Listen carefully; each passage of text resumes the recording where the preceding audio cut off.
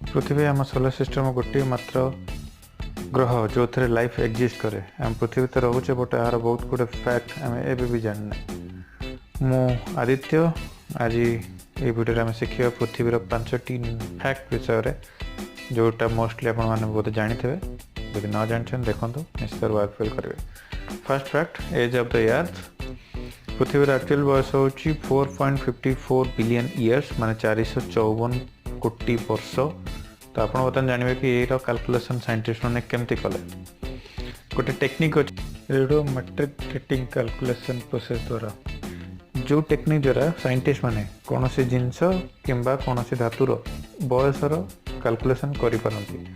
तो ये आप इमेजिन करें पृथ्वीर सब जो पुराना पत्थर मिलता जार बयस हूँ 5.54 बिलियन इयर्स। आ बर्तमान आम पृथ्वी कहीपर कि मत 5.54 बिलियन इयर्स हो सारा। नेक्स्ट फैक्ट को जीवा temperature of the earth average temperature जदि अर्थ आम कह 16 डिग्री सेल्सियस बट पृथ्वीर बहुत गुड़े जगह टेम्परेचर बहुत वेरी करे। यदि सब हाएस्ट टेम्परेचर कह जा तो डेथ वैली 10 जुलाई 1913 रे 56.7 degree Celsius highest temperature record कराइला। सबुठ लोएस्ट टेम्परेचर रेकर्ड कराइला 89.2 डिग्री सेल्सियस माइनस रे जुलाई 21 1983 रे वोल्क स्टेशन रूसिया रे एटा कैलकुलेट होता। Third fact the earth was once believe on to the center of the university. आप पता जानते जो मॉडल बनाया कि सब लोग कहुए पृथ्वी मझे स्थिर जोटा कि चारिपट सब बोलूँ जो जिओसेंट्रिक मॉडल कहुए। ये बंदा आसला निकोलस जी बाहर कला हेलियोसेंट्रिक मॉडल जहाँ हिसाब से पृथ्वी स्थिर नुहे सूर्य स्थिर ता चारिपट सब ग्रह बोलते। आप तो जानते पूर्व मॉडल भूल आगे जो हेलियोसेंट्रिक चलते ठीक। Next fact the ratio of the earth is gradually slowing down. आगे हाँ आप ठीक शुणुंट अर्थ रोटेशन स्पीड दिन दिन कमी चलती। अर्थ रोटेशन स्पीड 17 मिली सेकेंड पर 100 ईयर रे कमुची कहीं आमर जन्म दिन दिन बहुत दूर को जाऊँ 3.78 सेंटीमीटर पर ईयर। आपको डिस्टेंस बहुत बेसी लगुन but Etah actually rotation slow करोसी दिन दिन।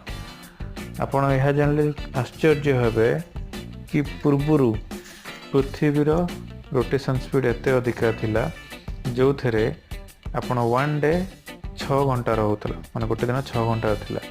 तो बर्तमान जन्म जिते धीरे धीरे दूर को जाऊँगी आमर रोटेशन स्पीड से स्लो हो बर्तमान 1 डे 24 घंटा गोटे दिन 24 घंटा रोचे। आ बर्तमान जब आपको आप कैलकुलेशन करेंगे 14 कोटी वर्ष पर पृथ्वीर स्पीड एत स्लो हो जाए गोटे दिन 25 घंटा रहिबो।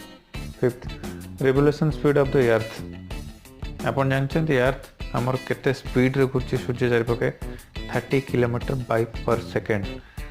आप बर्तमान जो वीडियो देखते 4 सेकेंड वीडियो रोचे आप 30 किलोमीटर पर सेकेंड जाऊँगी 6120 किलोमीटर आप बर्तमान सुधा बुली सारे।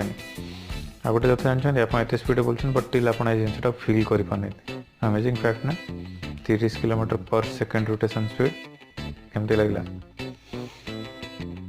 आम जदि आप ये वीडियो भल लगी लाइक करूँ जदि आप कौन सब डाउट अच्छी कमेंट करूँ सब्सक्राइब करूँ ये चैनल को नुआ नुआ चैनल बनची नुआ नुआ फैक्ट विषय भल टेक्निक विषय जानापी ये बटन सिलेक्ट करूँ कि तले सब्सक्राइब बटन क्लिक करूँ आम चैनल को सिलेक्ट सब्सक्राइब करूँ। जय जगन्नाथ जय भारत।